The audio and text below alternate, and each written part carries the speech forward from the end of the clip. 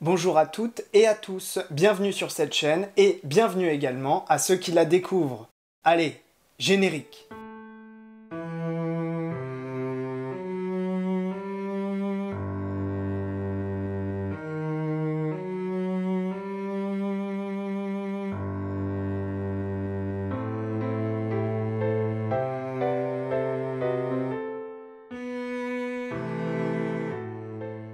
Nous allons aborder la paléographie, cette science du déchiffrement des écritures anciennes, en continuant l'analyse du texte que nous avons commencé dans la dernière vidéo.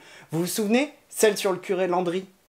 J'avais un peu peur que la retranscription du séminaire soit trop longue pour ne faire qu'une seule vidéo, mais si vous avez envie d'un autre format ou si vous avez des idées, l'espace commentaire est fait pour cela. Allez, reprenons l'analyse. Que confession n'est que consultation que fait le pénitent au prêtre, comme l'avocat à sa partie, qu'il l'avait autrefois dit, et encore le disait et le voulait soutenir. Ici, la comparaison est intéressante. On peut lier directement la pensée de Landry à celle des protestants. La comparaison entre le rôle du prêtre et celui de l'avocat est très révélatrice, puisque cela suggère une forme de laïcisation du rôle du religieux. La réforme rompt avec la hiérarchie de l'Église catholique, ainsi qu'avec le rôle d'intermédiaire joué par le clergé, voire même sur la distinction entre clergé et laïc. Elle soutient l'idée du sacerdoce de tous les fidèles, ce qui est en rupture franche avec les pratiques du temps. Donc, en gros, ça veut dire que n'importe qui peut jouer le rôle de curé? Oui, c'est l'idée.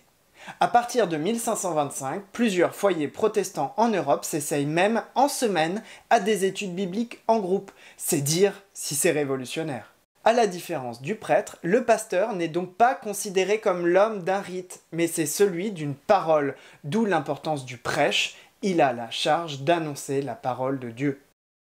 En résumé, on pourrait presque dire que Landry se tire une balle dans le pied. Étant lui-même curé, il en viendrait à considérer que son rôle n'est pas franchement nécessaire auprès des croyants. Plus loin, dans les autres accusations, Landry insiste sur l'ignorance des prêtres. Et pour cause, alors que le concile de Latran se clôt en 1517 sans aboutir, le constat est assez largement partagé. Les offices n'attirent plus. Tiens, ça me rappelle l'actualité, ça. Chut! Les mœurs du clergé sont critiquées. Tiens. Chut! Et les prêtres sont trop souvent jugés ignorants. Une petite citation de 1568, ça vous tente? Je ne peux, ici, dissimuler ni contenir la plume, pour représenter l'horreur et honte que chacun peut voir en infinité de prêtres au village et ailleurs, qui ne savent lire ni prononcer ce qu'il faut qu'ils disent. Cette critique est même assez largement relayée par les penseurs humanistes, qui ont fait de l'illettrisme des curés un lieu commun de la littérature savante. Même après le Concile de Trente, l'exigence de savoir requis pour un prêtre demeure assez largement inférieure à ce qui est demandé pour un pasteur. Toutefois, il ne faudrait pas négliger une réelle volonté d'améliorer la formation du clergé dès le XIVe siècle, comme en témoigne une floraison d'ouvrages sortis des imprimeries et de nombreux ouvrages manuscrits copiés à l'ancienne et dont on peine encore à cerner l'influence. Dès le XIIIe siècle, la formation continue des prêtres repose sur l'assistance aux réunions synodales, qui sont parfois d'un niveau inégal puisque tous les évêques ne se montrent pas particulièrement zélés. Tiens. À partir du XIVe siècle, les évêques gallicans cherchent à mieux maîtriser l'entrée dans leur rang en organisant de véritables examens, ou du moins en laissant entendre qu'ils le font. En somme, les curés que l'on peut qualifier d'ignorants, c'est-à-dire proches du modèle littéraire, existent, mais on doit être charitable et relever une réelle volonté de lutter contre ce phénomène. Que confession auriculaire que l'on fait aux prêtres n'était nécessaire, parce que saint Ambroise dit « J'ai lu les larmes de saint Pierre, de la Madeleine, de l'adultère ». Et la confession dit ce n'est point lu, disant la réconciliation à son prochain, être nécessaire et par icelle être absous. Dans ce paragraphe, on insiste sur un point particulier puisque les réformateurs s'attaquent dès le début de la réforme à la confession, telle qu'elle est pratiquée traditionnellement dans l'Église. Vous le savez, elle se base sur le récit de ses actions et de ses pensées à l'oreille d'un prêtre de manière à obtenir le pardon de ses éventuelles fautes. Eh bien, je confesse qu'aller à la messe me hérisse au plus haut point et que ce n'est que pour Dorothy que je me forçais. Et je confesse que je n'ai aucun désir de me confesser à un gamin tout frais et moulu du séminaire. Voilà, c'est ce truc-là. Les protestants pensent que la confession ne peut être considérée comme obligatoire, ni réservée à des prêtres, de sorte que n'importe quel laïc chrétien peut parfaitement être à même de la recevoir. La critique principale porte donc sur le fait que le pardon puisse passer par l'intermédiaire de la personne du prêtre. Pour autant, ni Luther ni Calvin n'ont souhaité abolir la confession des péchés. Ils l'estiment utile pour rassurer les fidèles qui auraient de la peine. Néanmoins, il existe un courant protestant derrière Farel et le groupe de Neuchâtel qui va jusqu'à rejeter toute pratique qui peut ressembler de près ou de loin à la confession. Mais bon, là, clairement, ce n'est pas la position de Landry, qui s'en prend simplement à la forme classique que prend la confession. Rien de plus.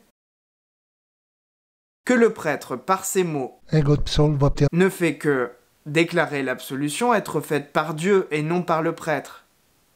Pour ce que le prêtre n'a puissance, mais cela est réservé à Dieu, et que l'oraison n'est que simple, oraison et déclaration d'absolution de Dieu, et conséquemment, le ne servait de rien, et suffit que le prêtre dit « Ayez confidence en Jésus-Christ, que vos péchés vous sont pardonnés, allez en paix, et ne péchez plus, sans autre absolution. » Dans ce paragraphe, peut-être un peu technique, c'est intéressant de constater que le curé Landry conteste l'importance du misérature en faisant une simple oraison et déclaration.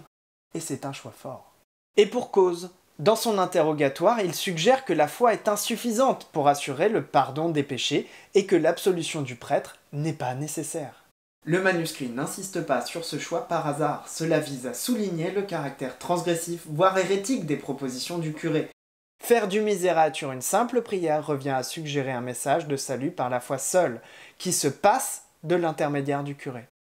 En somme, Landry propose ici une pratique religieuse personnelle semblable à celle prônée par les protestants, et c'est bien ce que les interrogateurs cherchent justement à faire ressortir. Dans ce cas, la critique du curé reprend véritablement celle de la Réforme, qui veut que le pape, ou même les religieux dans leur ensemble, n'ont pas le pouvoir de déclarer l'absolution. Dans l'Église catholique, le prêtre accorde théoriquement le pardon de Dieu lorsqu'il prononce les paroles de l'absolution lors de la confession. Le pasteur, quant à lui, se limite à rappeler la promesse de pardon. Le reste se passe donc théoriquement entre le croyant et Dieu. On comprend l'importance de la nuance soulignée dans ce passage. Qu'il a bâillé des alphabets étant en français à plusieurs petits-enfants, tant ceux de sa paroisse qu'aux enfants rouges. Si j'en crois Wikipédia, l'hospice des enfants rouges aurait été fondé par Marguerite de Valois, sœur de François Ier. En 1536, elle décide de créer cet hôpital, un orphelinat en quelque sorte, puisqu'il était destiné à recevoir les orphelins de l'Hôtel-Dieu de Paris. Ils sont d'abord appelés enfants de Dieu, mais rapidement, en raison de leurs habits d'étoffe rouge, symbole de charité, on les appelle communément les enfants rouges. Lesquels livres d'alphabet sont scandaleux, auxquels il y a erreur et sont défendus, et est chargé de les avoir faits et composés, et se trouve dedans ce alphabet vers la confession en français et le erreur et chose malsonnante contre la confession auriculaire, comme il lui a été remontré. Dans ce paragraphe, 2 points principaux sont à relever. Reprenons tranquillement. Tant que t'y es, commence par nous expliquer ce qu'est un alphabet. J'y venais justement. Il s'agit de petits ouvrages destinés à apprendre aux enfants à lire et à prier. Leur public cible, la jeunesse, fait que ces documents sont étroitement surveillés par les autorités. Traditionnellement, ils doivent être rédigés en latin, ils comportent plusieurs alphabets, des prières de base, voire la traduction en français de quelques-unes d'entre elles. Ainsi que des listes jugées importantes, comme les 10 commandements, les 5 commandements de l'Église, et j'en passe. Ces documents servent donc à faire mémoriser les prières et visent à répandre la pratique de la messe, mais en latin. D'apparence inoffensive, ces petits manuels peuvent être de véritables passeurs de propagande, surtout s'ils sont rédigés en français. Les protestants les utilisent abondamment et ces ouvrages sont donc pourchassés par les autorités, dès lors qu'ils sortent du cadre attendu. Dans ce cas, le texte fait référence à une affaire spécifique, commencée dès 1538. À la demande du curé François Landry, un proche de son beau-frère Charles Langelier, également impliqué dans la littérature clandestine de dévotion, publie une version abrégée d'un abécédaire d'Anvers. Le curé Landry est même considéré comme pouvant en être l'auteur. Tiens, tiens. Une initiation intégralement en langue vernaculaire. Oui, en langue française donc. Je disais, un ouvrage de ce type écrit en français était déjà un signe, mais le contenu est encore plus subversif qu'il n'y paraît. Dans ce cas, l'ouvrage rappelle le petit catéchisme de Luther. De texte en texte, l'enfant va de la connaissance de Dieu à la connaissance de l'homme pécheur, donc à la loi et de la loi au salut. En somme, par sa structure même, il s'agit d'un véritable subvertissement du modèle traditionnel des abécédaires. L'abécédaire en question est republié 2 ans plus tard par le même imprimeur, qui prend cette fois davantage de précautions. Les textes choisis sont moins provocateurs, mais la réédition assume encore davantage dans son agencement la rupture avec les pratiques traditionnelles. Ainsi, par exemple, la prière à la Vierge y est supprimée, ce qui est une véritable provocation. Le 25 mai 1542, la Sorbonne censure l'ouvrage jugé luthérien. Cependant, loin de Paris, des rééditions clandestines sont réalisées à Lyon ou à Orléans dans les années qui suivent. Toujours sur ce paragraphe, l'autre point fondamental est celui de l'éducation, qu'on lit bien entre les lignes. Et pour cause, l'éducation des profanes est une priorité pour les réformateurs. La formation, en particulier religieuse, des fidèles est perçue comme indispensable, afin de permettre à tous d'avoir un accès direct à la lecture de la Bible. Ainsi, lire et écrire deviennent progressivement, à partir du XVIe siècle, un besoin élémentaire qui est de moins en moins réservé à une élite. Être capable de déchiffrer les textes sacrés devient un point de plus en plus central. Luther lui-même n'a cessé de demander la création d'écoles dans lesquelles les jeunes peuvent avoir une éducation de base et l'apprentissage d'un métier. À Wittenberg, par exemple, dès 1530, on établit une école de filles puisque le droit au savoir est posé comme une base de la réforme. À Genève, également, l'éducation est donnée gratuitement. Et en France, ça donne quoi ? Ça mériterait une vidéo entière, mais on le voit, la question de l'éducation est un véritable enjeu de la réforme et de la contre-réforme catholique par la suite. De manière paradoxale, le temps des guerres de religion est aussi celui du développement des petites écoles, et donc d'une progression de l'alphabétisation. Notez bien que, même après les guerres de religion, parmi les avantages accordés par l'édit de Nantes en 1598, Henri IV encourage le développement des écoles. En avril, l'article 22 de cet édit a été transmis ainsi au Parlement de Paris, ordonnant qu'il ne sera fait différence ni distinction, pour le fait de la dite religion, à recevoir les écoliers pour être instruits à universités, collèges et écoles. À cette époque, l'enseignement protestant entend même soutenir la concurrence avec celui prodigué par les catholiques. Il y a bien une réelle concurrence à ce sujet par endroits.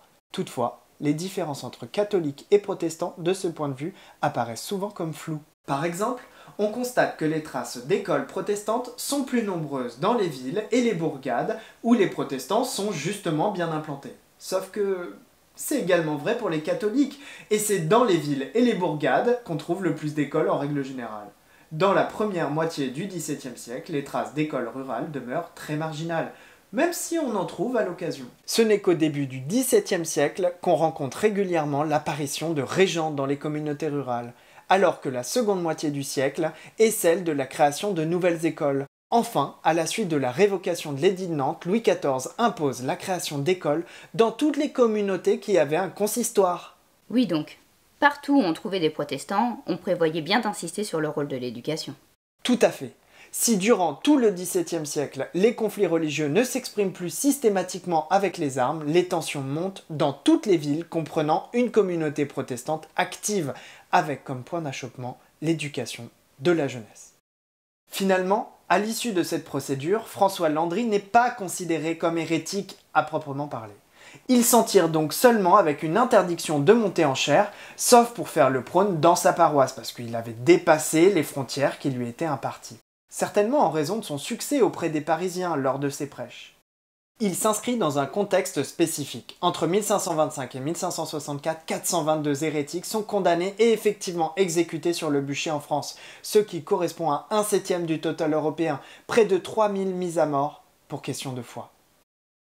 Toutefois, si dès 1523 Jean Vallière a été condamné au bûcher lorsque l'affaire Landry éclate, on n'est pas encore au temps de la multiplication des condamnations à mort pour les protestants, qui ne prennent de l'ampleur qu'à partir des années 1540. Tu nous parles là des années 1540, mais c'est parce que tu fais référence à la création de la Chambre ardente qui vise à condamner les délits d'hérésie ? Parfaitement. Le cas de notre curé permet de faire la lumière sur les condamnations de protestants. Le taux d'exécution varie entre 5 et 10% des poursuivis. Dès lors, on peut estimer que près de 5000 Français ont fini comme Landry devant les tribunaux pour des opinions hétérodoxes. Hérétique! Au bûcher! C'est le bûcher! Eh bien justement non. Contrairement à ce que l'on pourrait croire, tous ne finissent pas sur le bûcher. Cette image, très justement utilisée ici en dérision, est largement à réviser, puisque bien ancrée dans les imaginaires collectifs. Enfin, quant à elle, la guerre civile a tué sous forme légale ou illégale près de 20% de la minorité protestante en France, et près de la moitié des hommes entre 35 ans et 45 ans de 1560 à 1580, comme l'illustre parfaitement l'ouvrage de Jérémie Foa intitulé « Tout ce qui tombe ». C'est une approche grand public de son travail d'habilitation à diriger les recherches. On s'étonnera de ne pas y trouver une belle introduction et une mise en contexte digne de ce nom, parce que ce n'est pas le but de l'ouvrage. Mais c'est une pierre de plus à l'édifice.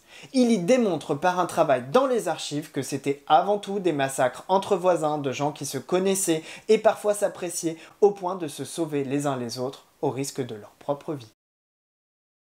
Nous sommes donc venus au bout de ce qu'il est possible de dire sur cet interrogatoire de Landry. Mais attends, on n'a pas fini le texte. Il nous reste pas mal de lignes à voir là. Oui, bien entendu, il serait possible de le lire en entier, de passer un temps incroyable dessus, tant il est riche, mais ce serait inutilement baroque. Aidez-nous à faire vivre cette chaîne. En description, vous trouverez un Utip ainsi qu'une partie des sources utilisées pour cette vidéo. Utipeuses, Utipeurs, futurs Utipeuses et futurs Utipeurs. Utipeuses, Utipeurs, futurs Utipeuses et futurs Utipeurs, aidez-nous à faire parler de cette chaîne. Vous savez ce qu'il vous reste à faire. Toi-même tu sais.